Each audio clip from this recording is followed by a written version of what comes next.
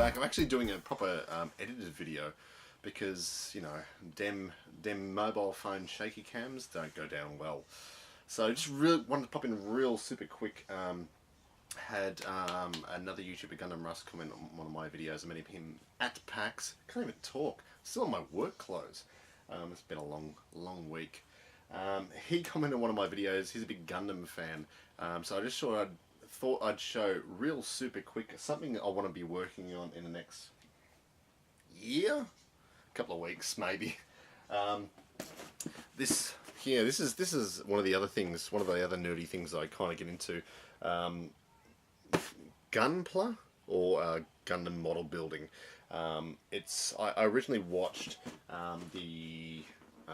was it Gundam Wing was the first one I watched years and years ago. Which is an anime series started in 1978, 9? Something like that. 82? Who cares? Wikipedia, just check it. But I just really like that the model designs, or the designs of the robots, because Japanese robots equal awesome. And the Gundam, or the Crossbone Gundam, was one that I actually picked up from Os Comic Con. Ooh, probably 3-4 years ago, and I've never actually opened. I've actually opened and looked at it and just gone, that's a lot of pieces, and never constructed it. But I want to kind of do a video, if I can. I haven't got a stop motion. That is, stop motion video would be good, just the whole process of building it. But that's not going to happen. I haven't got that sort of money to buy those fancy cameras. Just got my old trusty JVC Handycam. Hi JVC, looking to support my Patreon? No. But yeah, I just wanted to do a bit of an overview of this. I might do a video of me building this and the final result.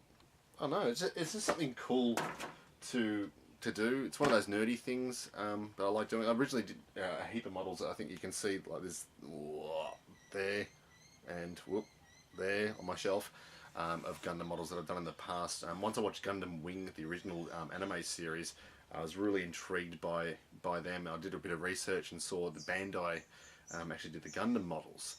And I was like, man, this is pretty cool. And they actually go together really, really well. So I'll open this box.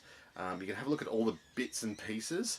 And all those bits and pieces form this giant model. It's kind of like model building. You don't need glue. You don't even need to paint it. Everything becomes pre-colored, which is really cool. So let's have a look at the box, because I've got to record a podcast in like about 10 minutes for the Retro Domination podcast. So if I'm late, they're going to get cranky. I know Darren's going to be upset, but just real quick. What do you reckon? Cool. Wow, I'm louder now. Yes, I can see the red bars coming up on the screen. So basically, you can get there's hundreds or thousands potentially of these Gundam models. I've built quite a few, probably around 12, I'm guessing. Once the Gundam Build Fighters series came out, that's where these two guys came from. That's the one of the first ones that was in the main part of the series, and that was the Italian guy. That was his Gundam. I've got a couple more sort of away in storage at the moment, but I'll get around to those one day. But anyway, this is what to expect if you buy a Gundam. This is a one. Oh, there's different scales. Wow. Oh, wow. Alright, this is what to expect when you open one of these. This is a master grade, so it's a little bit more trickier. I think there's there's different grades. I think there's real grade. There's one that they did for the Gundam Exia as well, which was a different sort of type of building. But there's like basic grades, and there's perfect grade, which are the really super expensive ones that have light up eyes and stuff like that. But anyway, what you get instructions. Now, you don't actually need to be fluent in Japanese to read these, or probably actually to read them, but you can actually build the model without knowing how to read Japanese, which is great, because all the instructions are really simple, kind of, to put together and understand, because you've got pictures displaying everything that you need to know about putting these together. Parts are labelled by numbers and letters. You'll go through bit by bit and piece everything together, so you don't have to worry about, because a lot of people I know I've spoken to just like, man, I can't read Japanese, I can't build this. You can. So basically what you do is you get a whole heap of frames. Like this Master Grade model's got, I think, about 20 odd frames of parts that come with it, all plastic wrapped. And all these parts make up the Gundam. So that's like the blast shield, I think, that pink bit. Everything's color coded as well, so that's what I'm saying. You don't need to paint these. So people used to think, man, I want to buy this model, but I don't want to buy paints. You don't need to buy paints. That's part of the head unit there. Always my favourite part to build is the head unit. Oh, cool. But there's so many different bits and pieces, and there's also really small little stickers or decals, and you can see we get the green ones there for the eyes and things like that, or little highlights on the parts of the armour. There's a little crossbone there, upside down of course, because I'm a professional at filming these YouTube vids.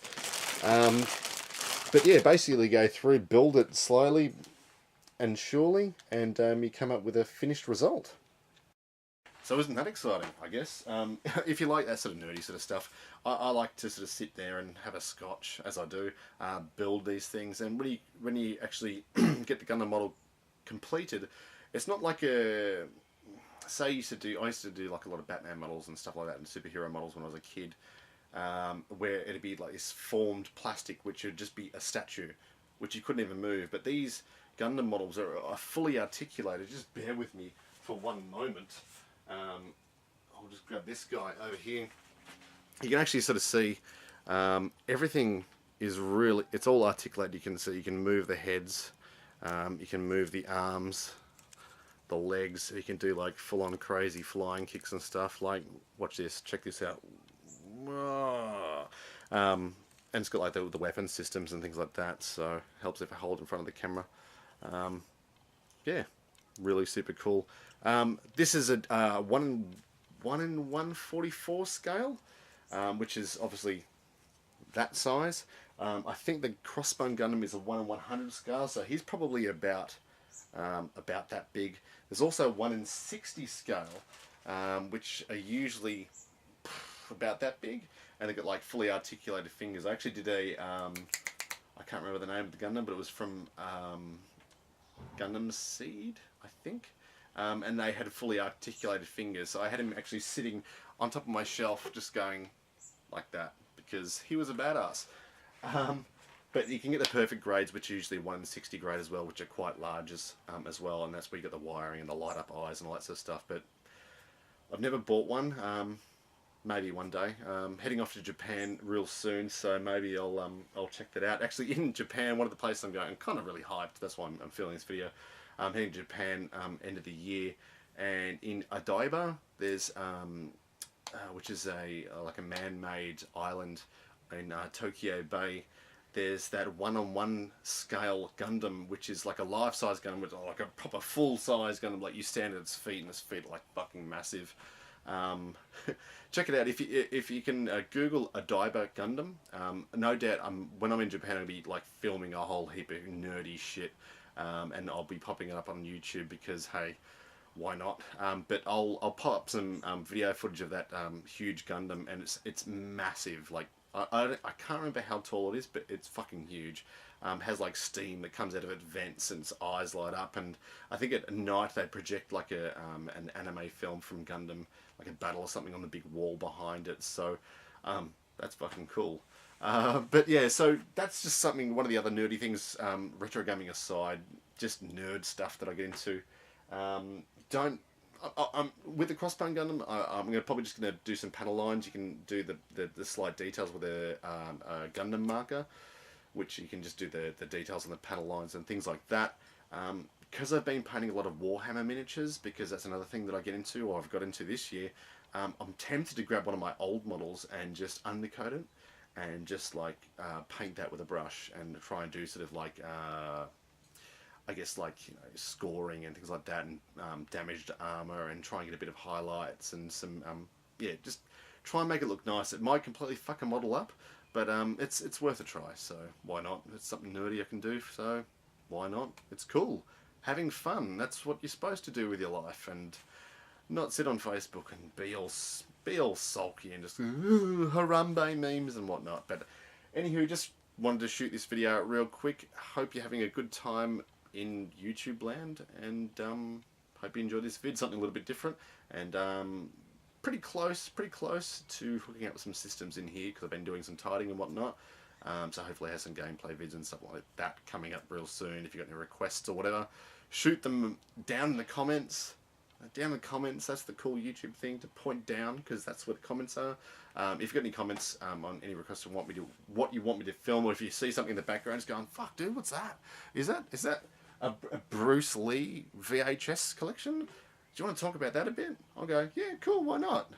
Hey, I'm here. I've got the evenings free. Kids are asleep. So that's why I'm enjoying a scotch after a hard day and getting into my nerd stuff. Alright, so I'm going to go record a podcast for the Retro Domination podcast. Hoping to have a Geekdom United podcast up real soon, and other stuff. But until then, stay awesome. Cool. Cheers.